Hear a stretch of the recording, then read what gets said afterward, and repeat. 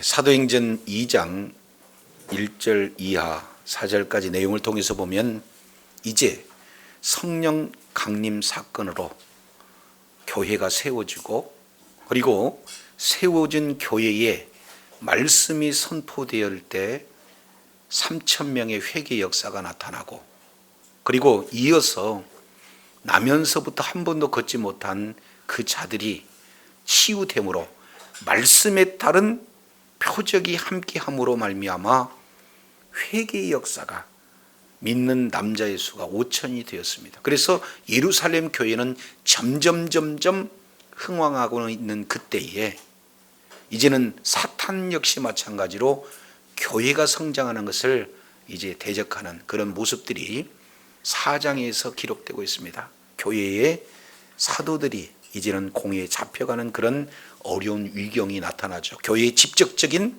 박해가 시작되는 겁니다. 이렇게 교회가 세워지면서 외부로는 핍박이 나오고, 사도행전 5장 내용을 통해서 보면은 그보다도 더 큰 문제, 바로 교회 내부에 큰 문제가 나타나는 그 대표적인 사건이 아나니아와 삽비라예요. 이렇게 큰 문제가 나타났을 때 사도들과 함께 온 교회 공동체는 한마음 한뜻 한 비전을 가지고 전심으로 우리 주님 앞에 기도해서 하나님의 일하심을 이렇게 요청하는데 크게 세 가지. 하나님, 그들의 위협함을 굽어 살펴주세요. 이는 담대히 하나님의 말씀을 증거할 수 있도록 은혜 베풀어 주시옵소서. 그리고 그에 따른 거룩한 종 예수 이름으로 기사와 기적과 표적이 손을 얹을 때마다 병이 낫게 하시고 표적들이 따르게 하여 주시옵소서 하고 전심으로 기도할 때 하나님께서는 응답하여 주셔서 이제는 더 담대히 하나님의 말씀을 전하는 그런 놀라운 역사가 있게 되어집니다. 그리고 공동체 가운데 내것내것 할 것 없이 모두가 하나 되는 그런 기적의 역사가 나타나는 거죠. 오히려 위협이 교회가 흥왕되고 교회가 더욱더 견고해서는 놀라운 역사가 나타나게 되어진 겁니다. 그런데 문제는 교회 안에 신앙이 없으면서 신앙이 있는 척, 성령 충만하지 않으면서도 성령 충만을 받은 척, 그래서 오히려 하나님께 집중해야 할 성도들이, 그 중에 아나니아 삽비라 이 자들이 하나님보다는 사람에게 더 관심받고 사람에게 인정받기를 원해서 교회와 성도들과 그리고 성령을 속임으로 말미암아 하나님의 그 말씀의 권능이 나타나게 되어 현장에서 죽습니다. 이런 내용을 통해서 이제 교회가 사랑의 하나님, 공의의 하나님, 견고하게 서는 그런 상황 속에서 이제는 말씀을 예수 이름으로 가르치지도 말고 예수 이름으로 전하지 말라, 이런 위기 속에서 성령 충만함으로 그 환경이 어렵고 힘들지만 능력 있게 권세 있게 말씀을 증거하는 그런 놀라운 현상 속에서 이처럼 기사와 기적과 표적이 따르는 놀라운 가운데 오늘 본문의 말씀은 5장 12절 내용을 통해서 보니까 사도들의 손으로 표적과 기사가 더 많이 되었다, 이렇게 말씀하고 있어요. 말씀에는 능력이 따른 줄로 믿습니다. 말씀은 생명이기 때문에 말씀이 증거된 곳곳마다 하나님의 일하심이 강력하게 나타나요. 그런데 이 내용을 통해서 보면은 우리가 좀 자세히 살펴보면은 5장 내용을 보면은 5절에 이렇게 얘기해요. 아나니아가 이 말을 듣고 엎드려졌다, 이렇게 표현하고 있습니다. 그래서 이 일을 듣는 사람들이 다 크게 두려워했다, 이렇게 말씀하고 있는 것을 보게 됩니다. 하나님께서 사도, 특히 베드로의 입술에 권세를 줘서 말할 때 말한 그대로 이루어짐으로 말미암아 능력이 나타나고, 그리고 모든 사람들이 하나님 앞에 이제 하나님께서 지도자 베드로를 쓰시는구나, 이렇게 하고 모두 다 크게 두려워 떠는, 그래서 교회가 하나 되는 그런 역사가 나타났습니다. 그런데요, 5장 12절에는 말로 능력이 나타나는 게 아니라 이제는 뭐까지 나타나요? 손으로 하는 모든 일에 능력이 나타나기 시작한 거죠. 자, 이게 그러니 15장 12절 내용을 통해서 보니까 표적과 기사가 많이 일어나매 믿는 사람들이 다 마음을 같이 하여 솔로몬의 행각에 모이고 그랬어요.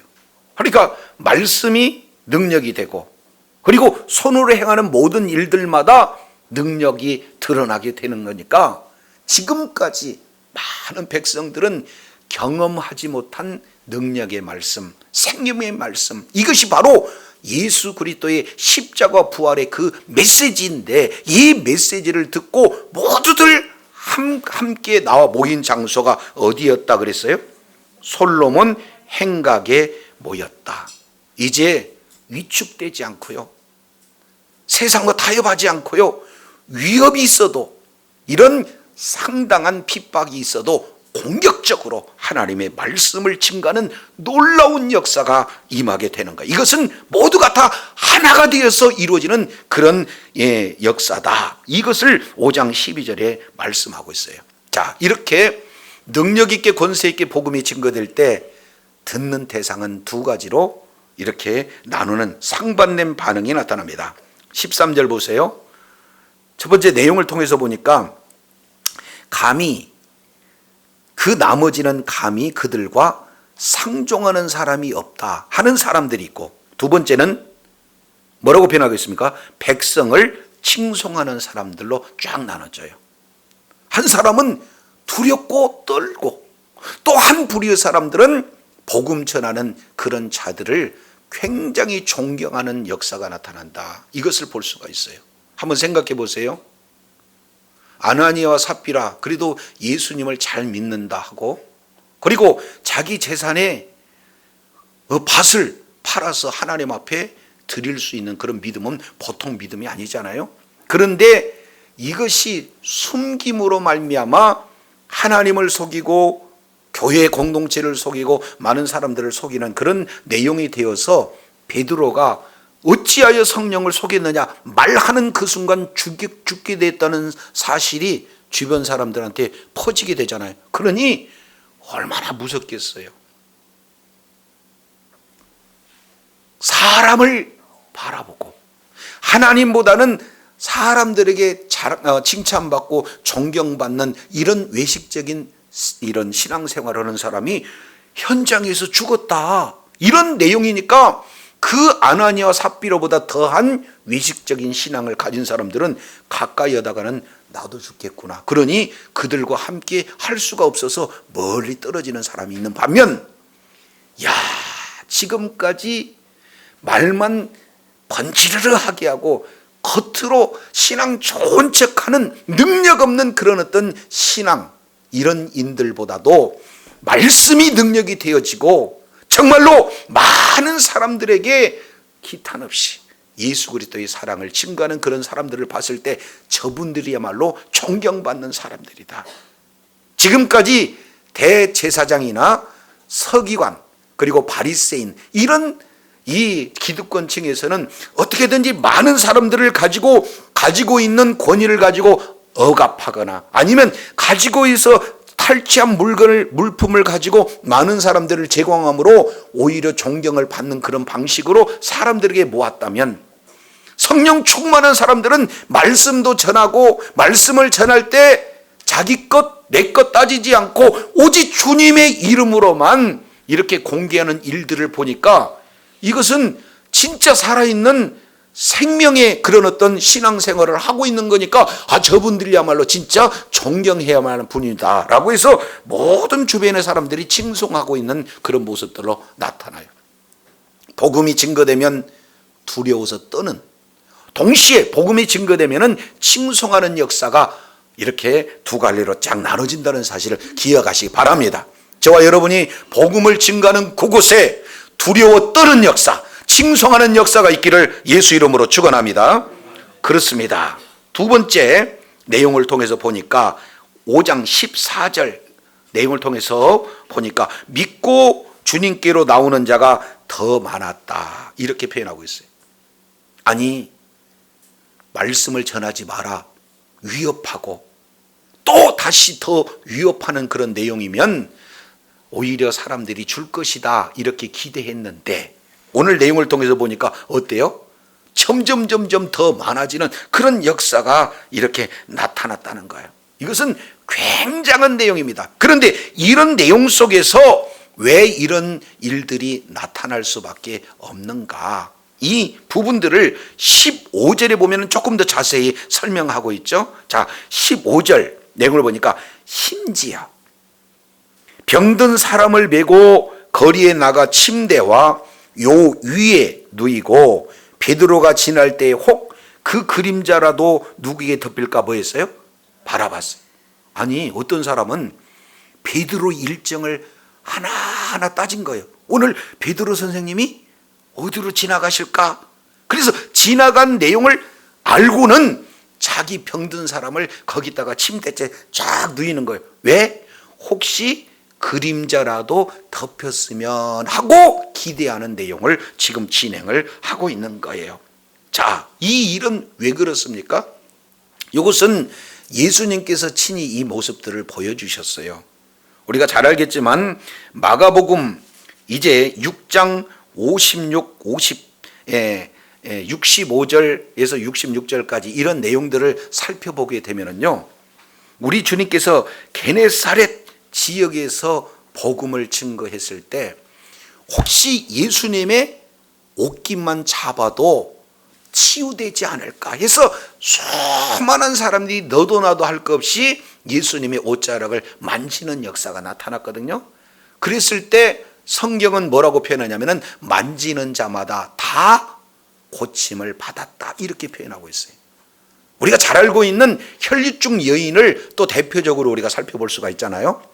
이제 그러니까 예수 믿는 믿음을 가진 사람들이 구름대처럼 몰려오는 그런 역사가 나타나요. 그러니까 도저히 예수님을 만지고 싶어도 만질 수 없는 그런 지경이 있을 때 한 여인이 그냥 어떻게든지 적극적으로 밀치고 해치고 그렇게 나가서 겨우 예수님의 옷자락을 딱 잡았을 때 우리 주님께서 그 상황 속에서 옷을 잡은 자가 지금 치료가 되었다는 사실을 제자들에게 이렇게 말하고 거기에서 잡은 혈류증 여인에게 간증들어 하나님께 영광 돌리는 사건, 이 내용을 우리가 이제 살펴볼 수 있잖아요. 마태복음 9장 20절에서 22절까지 이 내용을 통해서.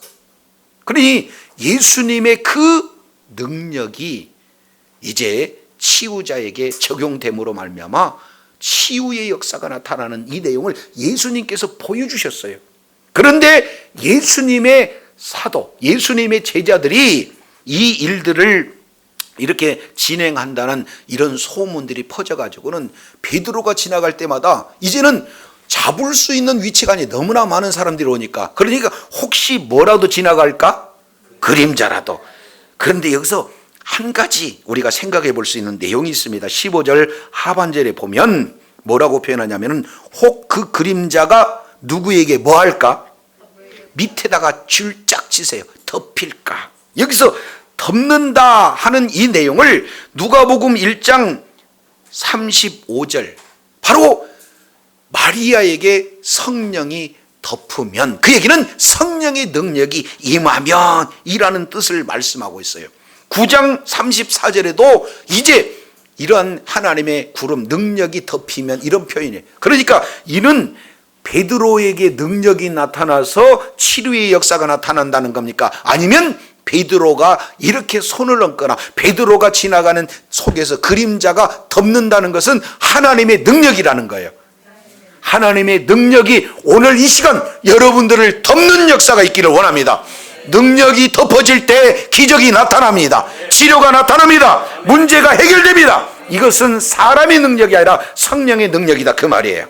그러니 이제는 수많은 병자들이 말씀을 증거하면 능력이 나타나요. 손을 얹으면 능력이 나타나요. 심지어는 하나님의 말씀을 증거하는 그런 사도들의 그림자가 지나가면 해도 능력이 나타난다는 사실을 많은 사람들이 알고 믿고 그렇게 행하는 그런 놀라운 역사가 임하게 되어지는 겁니다.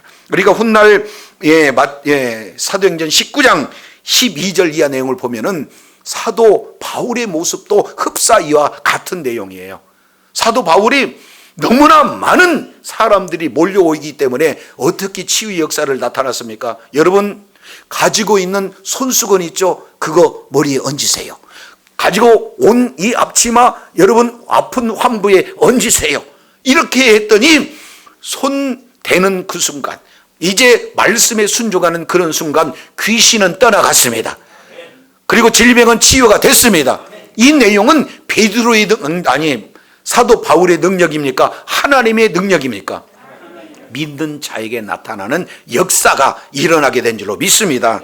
이런 일들이 그냥 기적이 상식이 되어졌어요. 지금 초대교회 이런 상황 속에. 자, 그러다 보니까 5장 16절 아주 중요한 그런 내용이 하나가 소개가 되고요. 자, 5장 16절 내용을 보니까 이렇게 말씀하세요. 예루살렘 부근에 수많은 사람들도, 거기에 예루살렘 부근이라고 하는 데다가 밑줄 쫙 치세요. 사도행전을 우리가 볼 때 아주 중요한 그런 내용입니다. 왜 그러냐면 사도행전 전체 내용을 우리가 구조를 살펴봤어요. 사도행전 1장 8절 이 내용을 통해서 사도행전을 우리가 바라볼 수 있는 그런 구조를 볼 수가 있는데, 예루살렘과 온 유대와 사마리아와 땅끝까지, 그래서 1장부터 7장까지는 예루살렘, 그리고 8장부터 12장까지는 유다와 사마리아, 그리고 13장부터 마지막 28장까지는 땅끝까지 복음을 증가하는, 복음이 어떻게 확산되어 가지고 하나님의 나라가 어떻게 확장되어져 가는 그런 그림을 사도행전 1장 8절을 통해서 볼 수 있잖아요. 그런데 오늘 여기서 보니까 예루살렘, 근데 그 예루살렘이 이제는 어떻게 돼요? 그 근방처럼 예루살렘만 머물러 있던 것이 아니라 예루살렘 그 근방까지 복음이 증거되고 있어요. 왜 그렇습니까? 말씀이 능력이 되고 말씀에 따른 기사와 표적이 드러났기 때문에 주변의 수많은 사람들이 그 말씀을 들으려고, 복음을 들으려고 몰수히 몰려왔기 때문에 이제는 예루살렘뿐만 아니라 그 주변까지 소문이 퍼져서 복음이 확장되는 놀라운 역사가 있게 된 줄로 믿습니다. 그러니 많은 사람, 여기서 첫 번째 병든 사람, 그리고 두 번째 더러운 귀신 들린 사람, 그래서 많은 괴로움을 이렇게 받는 사람들을 데리고 왔다 그 말이에요. 참 중요한 단어입니다. 자, 밑줄 거기다가 짝 지세요. 데리고 와서. 저는 이 말씀을 볼 때 참 이제 소망이 있구나, 이런 내용을 가졌어요. 왜 그러냐면 초창기는 예수님께서 복음을 전해요. 그런데 시간이 지나면 지날수록 예수님이 전하는 것 같아요. 많은 사람들이 몰려오는 것 같아요. 초대교회도 역시 마찬가지입니다. 복음을 전하는 그 위치가 어느 정도 되니까 그 복음이 능력이 되고 복음이 생명이 되니까 복음의 맛을, 생명의 맛을, 구원의 맛을 보는 사람들이 몰수히 나오는 역사가 있게 되는 줄로 믿습니다.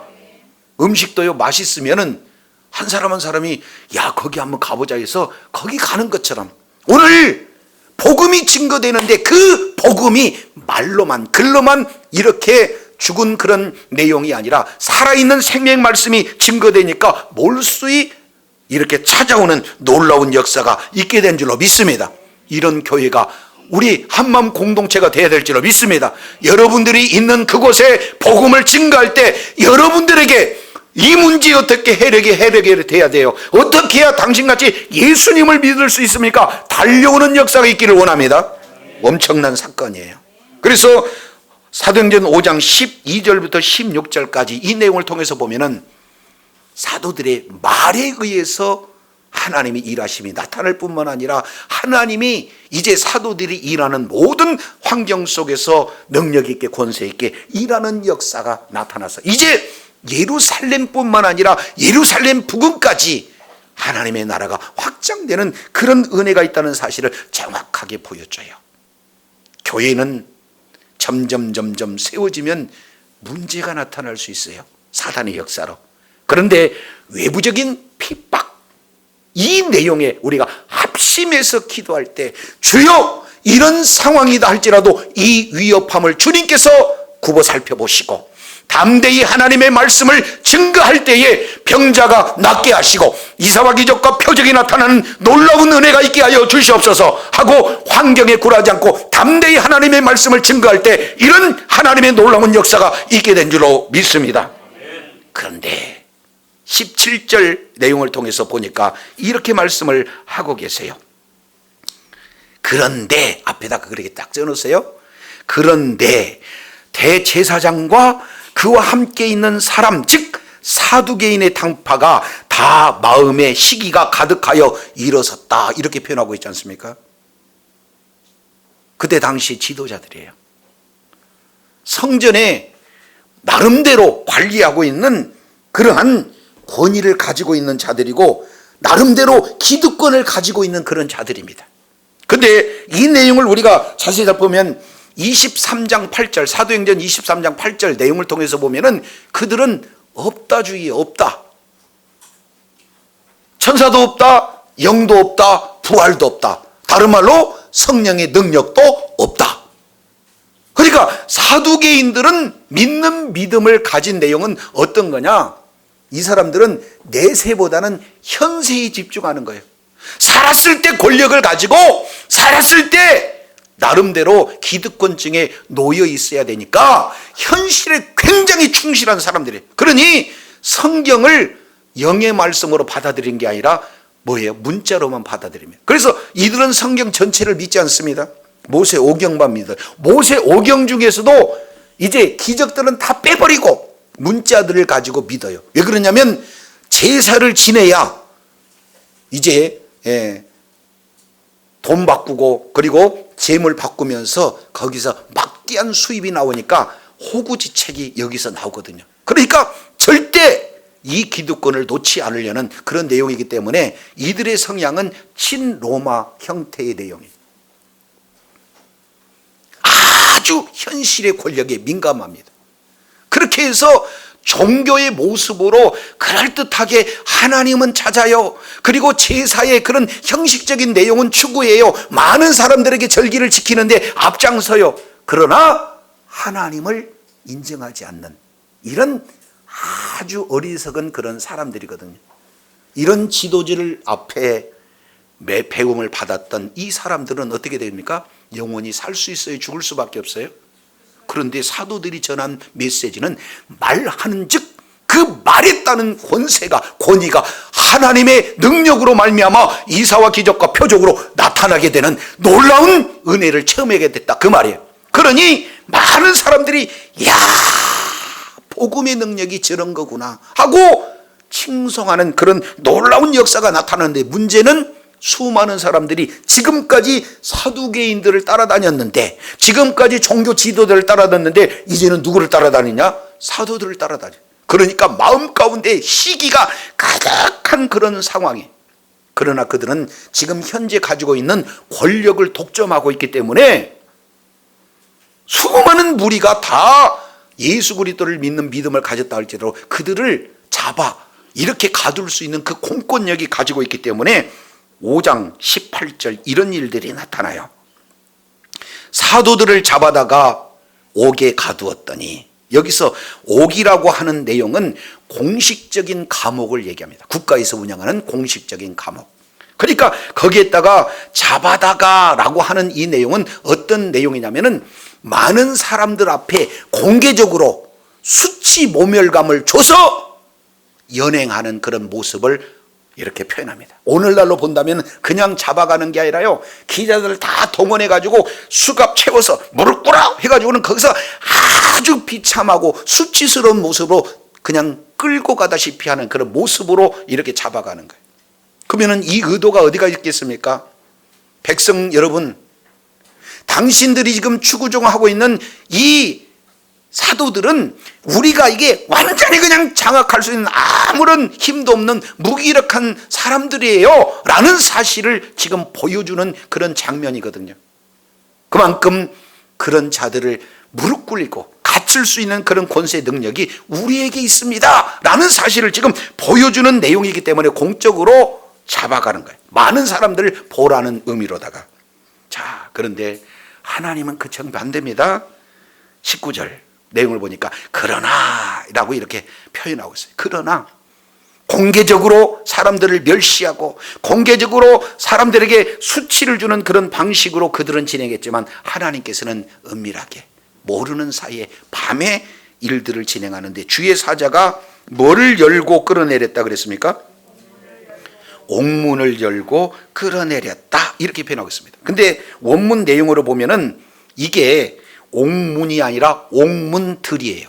그러니까 앞문 또 안에 있는 또 다른 문. 그래서 사도행전 12장 10절 내용을 통해서 보면은 문 2개를 지나 베드로가 옥에 갇혔을 때 첫 문, 그 다음에 둘째 문을 지나 꺼내오는 그런 어떤 장면을 우리가 살펴보게 되어져요. 그러니 이제는 주의 사자를 보냈다는 것은 바로 하나님의 뜻이 이 제자들, 이 사도들을 끌어내고자 하는 하나님의 뜻이다라는 거예요. 자, 근데 20절은 오늘 본문 전체를 이끌어가는 핵심 내용이 20절 가운데 소개되고 있어요. 자, 20절 보시겠습니다. 가서 성전에 서서 이 생명의 말씀을 다 백성에게 말하라. 한번 따라했습니다. 가라, 말하라. 두 가지 명령이 명확하게 지금 표현이 되고 있어요. 하나님께서 왜 아주 견고하게 갖춘 그 감옥에서 주의 사자를 통해서 은밀하게 꺼내줬는가 하는 그 목적은 명령 2가지예요. 가라는 거예요. 그리고 또 하나는 말하라는 거예요. 저와 여러분, 예수 그리스도를 믿는 믿음을 가진 저와 여러분에게 주어진 2가지 명령은 가라는 거고 또 하나는 말하는 내용인 줄로 깨달으시길 바랍니다. 한번 생각해 보세요.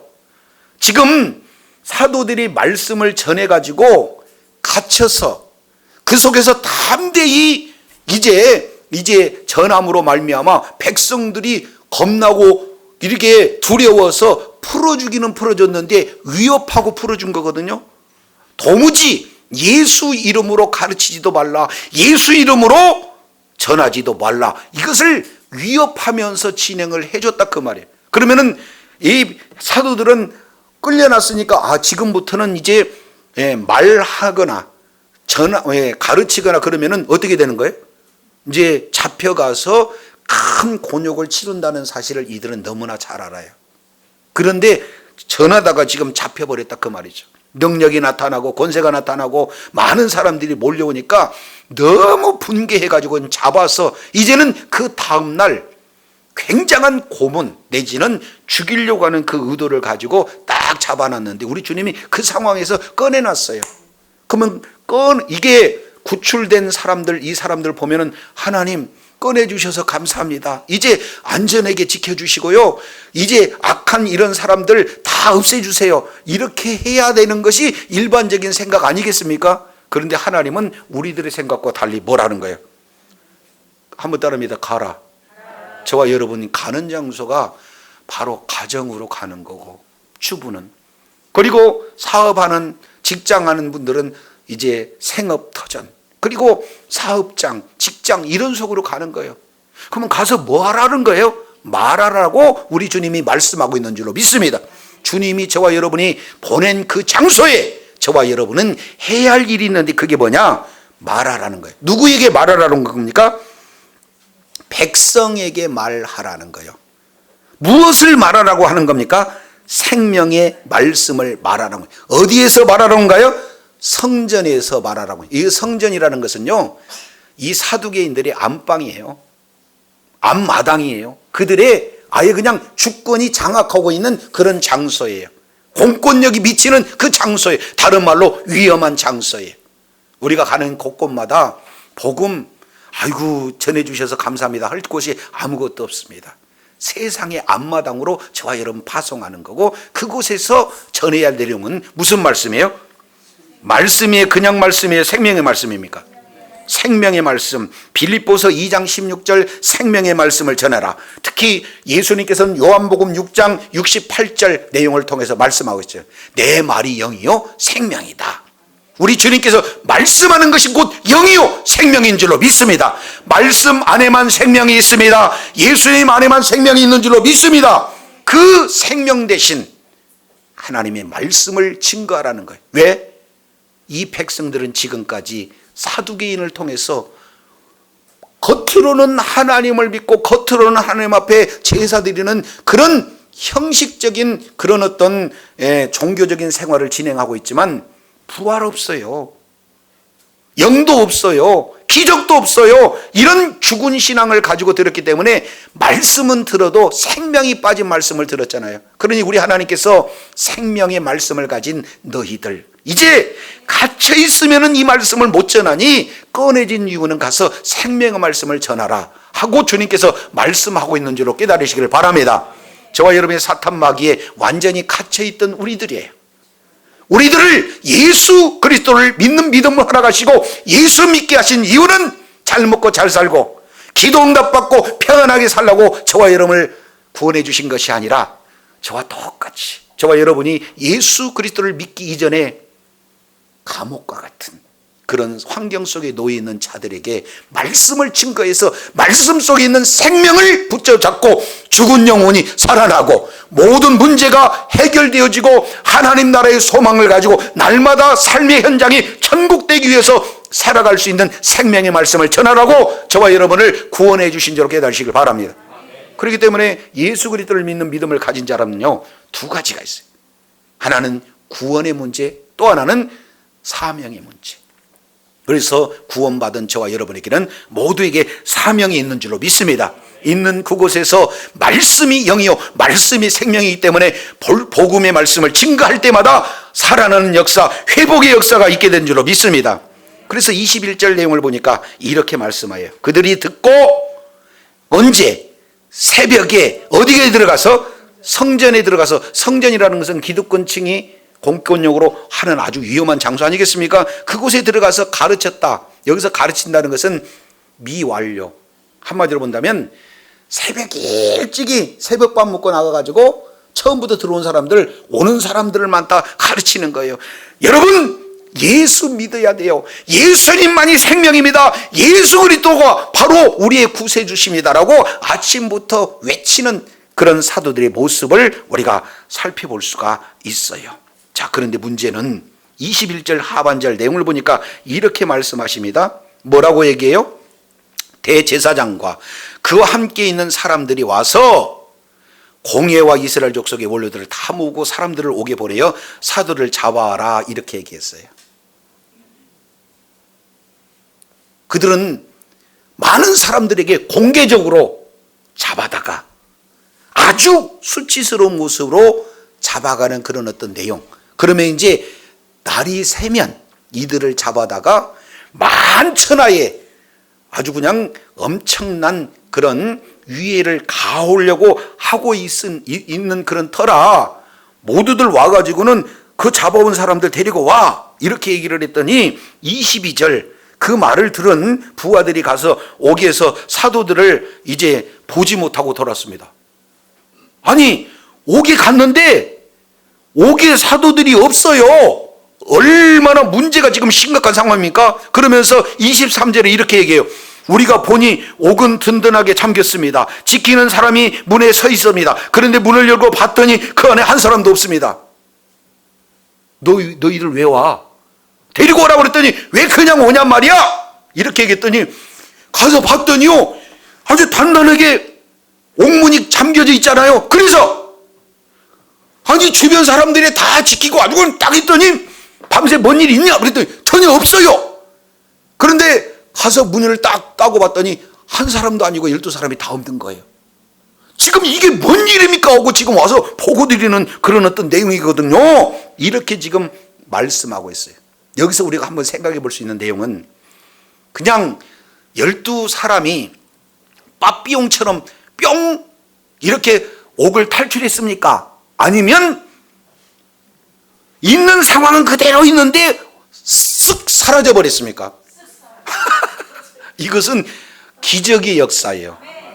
성경 이 내용에 이런 역사가 여기 말고 사도행전 8장 16절 이하 빌립이라는 자가 이제 복음을 전하다가 에디오피아 간다게 이 지나가는 거의 광야로 한 번에 몸이 그냥 쑥 옮겨지는 그런 어떤 내용이 여기하고 똑같아요. 지금 단단히 잠겨져 있고 이중으로 지금 잠겨져 있고 지킨 사람이 있고 자물통은 그대로 있는데 사람은 없어져 버린 거예요. 이런 기적의 역사가 하나님의 복음을 증가하는 사도들에게 하나님의 능력으로 이루어졌다는 사실을 기억하시기 바랍니다.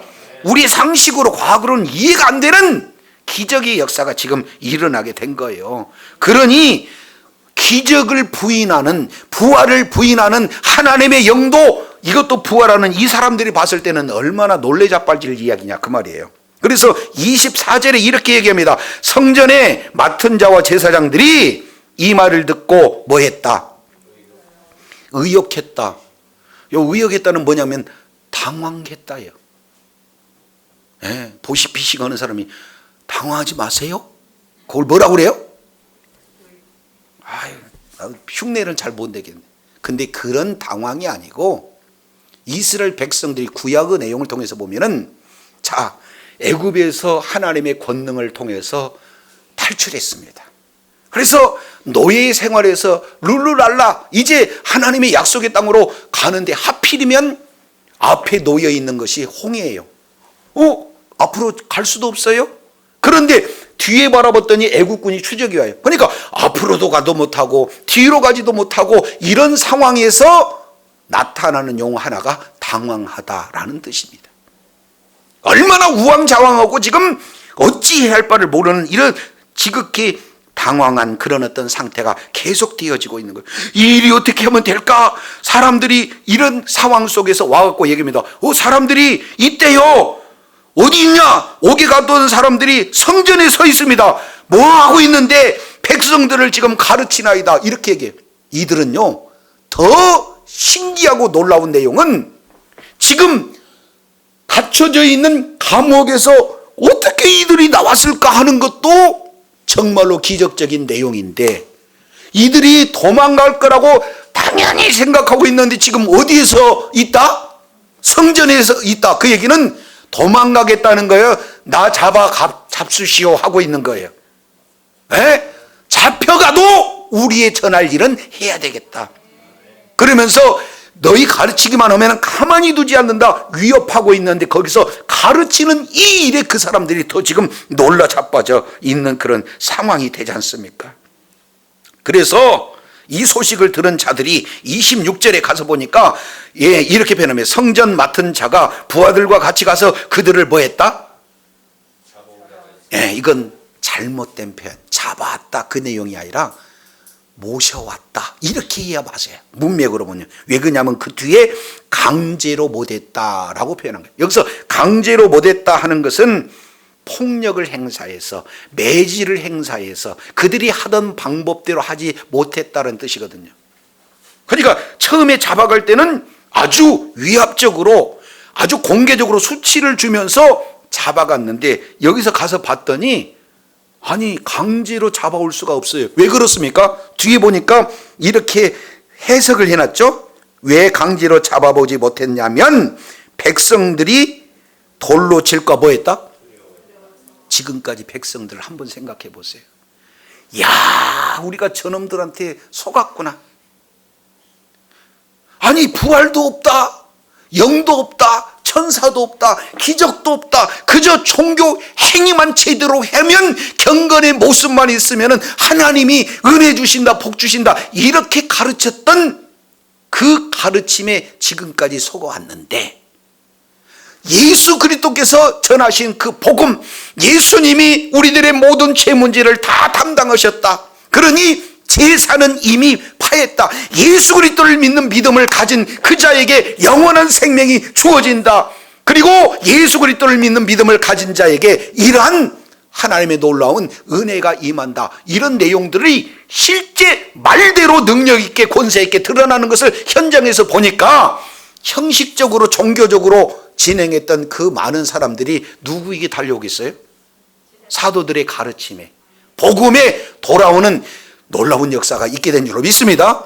그런데 이런 상황도 모르고 잡으러 온 사람들이 자기 하던 방식대로 막 와가지고는 윽박질러서 가려고 오니까 주변 사람들 한 사람 한 사람 봤더니 한 사람 두 사람이 뭐 하고 있어요? 슬그머니 돌을 하나씩 딱 듣는 거예요. 너희들 그렇게 하면 죽어. 그렇지 않습니까? 이런 내용이기 때문에 겁이 나가지고 잡아갔다. 한번 좀 동행해 주세요. 부탁했다. 상황으로 보면은 부탁한 거예요. 근데 문제는 27절의 이 내용에 확 상황이 역전이 됩니다. 27절 내용을 보니까 이제는 공회 앞에 세울 때 이미 그들은 어디까지 갔냐? 그들의 공회까지 끌려간 거예요. 자, 여기서부터는 끌려갔다라고 표현합니다. 질질 끌고 가는 거예요. 채찍질하면서 위협적으로, 강압적으로. 그랬을 때 대제사장이 폼 잡고 이제 한마디 딱 합니다. 여기서 의장 역할을 진행하는 거 아니에요? 뭐라고 얘기합니까? 여기서 세 가지를 얘기해요. 28절 내용을 보니까 우리가 이 이름으로 사람을 가르치지 말라고 했어 안 했어? 했어 안 했어? 그런데 뭐? 그것도 우리 앞마당에서 그것도 많은 백성들한테 가르치는 게 맞아? 이렇게 지금 얘기하는 거예요. 두 번째 뭐라고 얘기합니까? 28절 너희 가르침을 예루살렘에 뭐 했어요?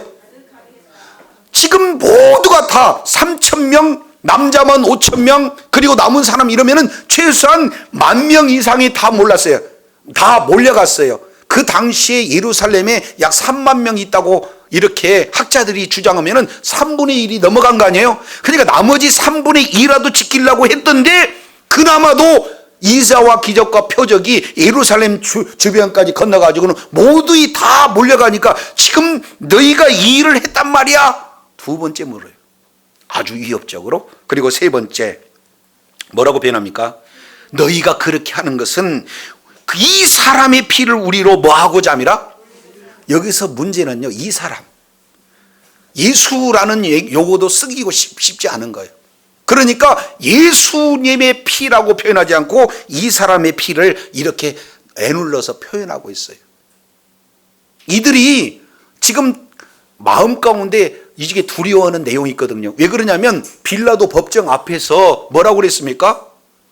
아니 자기들에게 죽일 권한은 없으니까 빌라도에게 가가지고는 이 사람 사형죄다 해당됩니다 이렇게 얘기를 해요. 그러니까 가만히 들어봤더니 종교의 문제지 별다른 문제가 아니다 그 말이죠. 그런데 어거지로 유대인의 왕이다라고 어거지를 씌워서 진행했는데 빌라도가 봐도 이건 무죄다 해가지고는 마태복음 내용을 보면은 3번 얘기합니다. 죄 없다, 죄 없다, 죄 없다. 그리고 마지막에 퍼포먼스로 뭐라고 그럽니까? 대야에다가 손 씻으면서 나 죄 없다 선언해버려요. 그러고도 죽일래? 그러면은 이 죄를 어떻게 할래? 우리 너희 머리에 돌리겠다 이렇게 얘기하잖아요. 그랬더니 아멘 했잖아요 그들이. 그러니까 예수님이 죽이면 문제가 끝날 것 같았는데 이 문제가 계속해서 어떻게 해요? 임하게 되니까 이제 문제가 난 거예요. 그래서 이 피를 우리에게 돌리고자 함이라 이렇게 해서 지금 엄중하게 지금 얘기하고 있는 이런 내용을 끌려가서 듣는 이 사람이 쫄아야 되는 상황인데도 거기서 뭐라고 얘기하냐면 아주 담대하게 복음을 전하고 있는 거예요. 29절 내용을 보니까 베드로와 사도들이 대답합니다. 질문에 대해서 딱 얘기해요.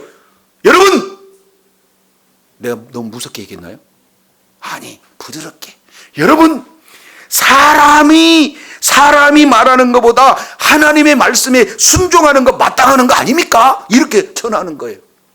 하나님은 복음을 전하라는 거고 사람은 전하지 말라는 것. 그러면은 사람의 말과 하나님의 말 중에 누구 말을 택해야 되겠어요? 하나님의 말씀을 택해. 그래서 우리는 여러분들이 전하지 말라고 했다 할지라도 하나님께서 증인이 되라. 생명의 말씀을 전해라. 그 말씀을 전한 자가 생명을 얻어 살아나는 역사가 나타난다는 것이 하나님의 말씀이기 때문에 저희는 하나님의 말씀을 따라서 순종하는 그런 일뿐이 없거든요. 두 번째 30절 너희가 나무에 달아서 죽인 예수를 우리 조상의 하나님이 살리셨어요. 정확한 복음을 이렇게 말하고 있어요. 그런 신문받은 상황에서도 어느 곳에 있든지 복음을 증거하는 사도들의 모습을 우리가 살펴보게 되어집니다. 여기에서도 뭐라고 얘기해요? 나무에 달아 죽인 예수다 이렇게 표현해요. 왜 그럴까요? 예수님을 그냥 죽여도 되는데 왜 하필이면 나무에 달라서 죽였냐? 그 내용은 신명기 21장 이 내용을 통해서 보면 나무에 달린 자마다 저주를 받는다. 이것을 갈라디아서 3장 13절 이하 내용에서 주님이 재해석을 해주고 있는 것을 우리가 살펴볼 수가 있어요. 그러니 말씀에 불순종하는 죄, 이 죄를 이제 예수님께 뒤집어 씌워서 저주받아서 죽었다라고 많은 사람들에게 공포하면서 십자가에 죽은 그들이에요. 그래서 너희가 예수님을 이렇게 죽였지 않느냐? 너희가 생각해서는 옳았다고. 그런데 우리 조상의 하나님, 너희도 믿고 우리도 믿는 우리 조상의 하나님은 다시 살렸다 그 말이에요. 그 얘기는 누가 옳은 겁니까? 하나님이 옳다. 예수님에 대해서 이렇게 말씀을 하고 있는 거예요. 그러면 왜 예수님을 이렇게 십자가에서 저주를 이렇게 상징하는 내용으로 죽였나요? 저와 여러분이 예수 말씀을 불순종함으로 받아야 할 저주를 우리가 받아야 하는데, 우리 대신 예수님이 죄와 그에 따른 저주를 십자가에서 담당하심으로 이 사실을 믿는 믿음을 가진 자는 저주가 떠나가고 생명이 임하게 된 줄로 믿습니다. 그래서 31절 이스라엘 모두가 다 회개해서 죄사함을 얻기 위해서 예수님이 이 방법으로 죽으셨지만 하나님께서 살아나시겠다 하는데요. 근데 한 걸음 더 나가서 예수님께서 죽으셨지만 다시 살아나는 예수님을 오른손에 높여서 임금과 구주로 삼으신 분이 우리 하나님이신 줄로 믿습니다. 그래서 예수님은 힘없이 죽으시는 그런 청년 이런 내용이 아니고 예수님은 우리의 임금이요 우리의 구주가 되신 줄로 믿습니다. 이걸 담대하게 지금 전하고 있는 내용들을 우리가 살펴보게 되어져. 32절 이 말씀에 이제 결론을 맺습니다. 32절 다 같이 읽습니다. 시작. 우리는 이 일의 증인이요 하나님이 자기에게 순종하는 사람들에게 주신 성령도 그러하니라. 할렐루야. 자, 예수님께서 이 땅에 오시는 모든 과정 하나하나 내용을 구약 성경에 다 기록했어요. 그래서 요한복음 5장 39절 내용을 보면 너희가 성경에서 영생을 얻는 줄 생각하고 있지만 이 성경은 나에 대해서 기록한 거라 주님이 말씀하고 있어요. 그래서 미가서 5장 2절 예수님이 오실 때 베들레헴 에브라다를 통해서 오신다. 그리고 우리 주님께서 처녀에 잉태하여 아들을 낳을 것이니 그 이름을 임마누엘이라 하라. 이사야서 7장 14절, 이사야서 11장 이하 내용을 통해서 보면은 예수님이 다윗의 후손으로 오셔서 그 왕위를 이으신다. 그리고 스가랴서 9장 9절 그분은 겸손해서 나귀를 타고 예루살렘에 입성한다. 그리고 스가랴서 14장 12장 8절 이하 내용을 통해서 보면 그분이 죽으실 때 허리에 찔리는 그 피로 흘리면서 죽으신다. 이사야서 35장 3절 4절 내용을 보면 우리 주님께서 이 땅에 사역할 때 많은 병자를 치유해 주신다. 이런 어떤 내용들 하나하나를 다 예언하시고 예언하신 그대로 우리 주님이 오신 줄로 믿습니다. 이 오신 예수님이 결국에는요 십자가에서 죽으셔야 된대. 이사야서 53장 4절로 6절. 그런데 죽으셨지만 다시 부활해야 된다는 것을 시편 16편 8절 이하 내용을 통해서 보니까 그분은 죽으나 썩음을 당치 않는다는 그 내용을 말씀하고 있어요. 그런데 시편 110편 1절 내용을 보면은 그분이 죽으셨지만 다시 부활해서 승천해서 하나님 보좌 우편에서 오늘 또 우리를 통치하고 왕노릇 하고 계신 분이 바로 주님이라는 사실을 누가 증명하고 있어요? 성령이 증명한다 그 말이에요. 성령이 예수님은 죽으셨지만 다시 살아나시고 다시 살아나시지만 성령께서 이제 이 내용을 예수 그리스도를 증거하는데 우리도 증인이다 주님 말씀하고 있는 줄로 믿습니다. 저와 여러분은 누구의 증인이 되어야 되는 거예요? 예수님의 증인입니다. 증인이라는 것은 보고 듣고 체험한 자만이 증인의 삶을 살 수가 있어요. 내가 예수님이 나 때문에 죽었지만 예수님이 다시 살아나셨다, 살아나실 뿐만 아니라 이 예수의 영이 우리 심령 가운데 오셨다, 이런 사실을 가르쳐서 안다 해가지고는 절대 증인될 수가 없어요. 이것이 바로 생명으로 저와 여러분이 소유할 때 누가 뭐라 한다 할지라도 복음을 증거하는, 예수님을 자랑하는 복된 자리에 있게 되는 줄로 믿습니다. 특별히 사도들의 경우에는 위협 속에서도, 손해받는 상황 속에서도, 심지어 죽을 환경 속에서도 예수가 그리스도라는 사실을 증거하는 그런 내용들을 오늘 본문에 소개하고 있는 줄로 깨달으시기를 바랍니다. 저 여러분, 가라, 그리고 말해라. 누구에게? 백성에게. 무엇을? 생명의 말씀을. 저와 여러분이 이제 가야 할 곳은, 이제 예배 이후에 우리 주님께서 파송하시는 그 장소가, 학생은 학교로, 직장인은 직장으로, 이제 사업자는 생업의 터전으로, 그리고 이제 가정은, 주부는 가정으로 있는 그곳에서 내 자녀에게, 내 이제 믿지 않는 일가 친척 모든 지인들에게 생명의 말씀을 전할 때 그 전하는 생명의 말씀을 듣고 살아나는 역사가 있게 된 줄로 믿습니다. 이것이 바로 예수의 증인이에요. 성령이 이것을 증언하고 있는 사실을 성경은 말씀하고 있는 줄로 깨달으시길 바랍니다.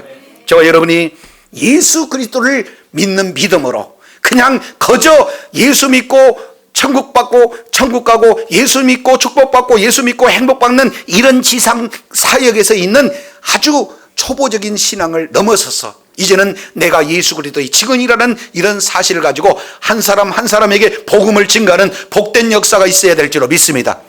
이 근본 사도행전 통해서 성령의 폭발적인 역사가 나타나서 저와 여러분을 들어 사용함으로 말미암아 내가 입술로 전하지 못하면은 스마트폰으로 복음을 증거하는 그런 자리에 있음으로 말미암아 하나님께 붙들림 받는 인생, 하나님이 그와 함께한 인생으로 말미암아 이 세상에 임한 하나님 나라의 참 기쁨과 참 안식과 평안 가운데 놓이는 주의 사랑하는 자녀들 다 되시기를 예수 이름으로 축원합니다. 기도하겠습니다. 하나님 아버지 감사합니다. 복음이 증거되는 곳에, 생명의 말씀이 증거되는 그곳에 생명의 말씀이 생명되게 하시고 이제 어둠은 떠나가는 놀라운 역사가 있게 된 줄로 믿습니다.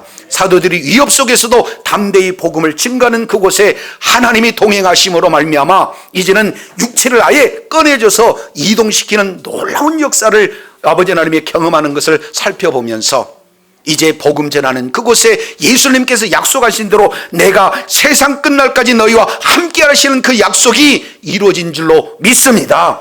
주님이 함께 하실 때 능력도 함께 하십니다. 주님이 함께 하실 때 기적도 함께 하십니다. 주님이 함께 하실 때 필요한 물질도, 그러한 모든 은사도 함께 하여 주실 줄로 믿습니다. 주의 복음을 증가하여 하나님이 동행하여 주시고 하나님이 함께 하신 놀라운 증거로 말미암아 많은 영혼을 살리고 주님 나라 확장하는 일 존귀하게 쓰임받는 주의 사랑하는 자녀들 다 되게 하여 주시옵소서. 우리 구주 예수님 이름으로 기도드립니다. 아멘.